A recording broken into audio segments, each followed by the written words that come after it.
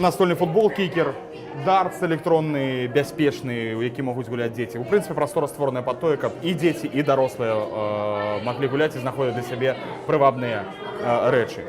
Настольны тэніс, більярдныя сталы, аэрахакей.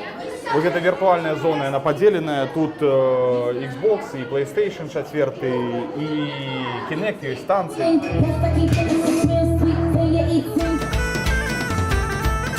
Пазл у электроннай скрыні, распрацоўка нашых калегаў, цудоўная квеставікоў. Даволі унікальная штука.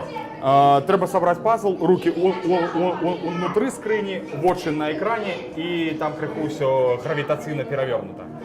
Вось гэтая штука — это акуляры віртуальнай рэальнасці. Гэта наш квест, квест Нарнія. Вось тут я, конечно, не буду заводзіць у сам квест, бо это спойлеры. Я паабяцаў вельмі даўно, што квест будзе у 3 версіях. Ну, для мяне прынцыпова, каб як мінімум у 2, цяпер ён па-руску, па-беларуску ён з'явіцца. Я абяцаю ўжо не ўсім, а сабе. Можа быць, там 5 адсоткаў мерапрыемстваў, якія тут праходзяць па-беларуску. 5 са 100. Але гэта запамінальна, гэта вельмі для сябе прыемна і прыемна людзям, калі з імі адміністратары ці я як дырэктар можам размаўляць па-беларуску.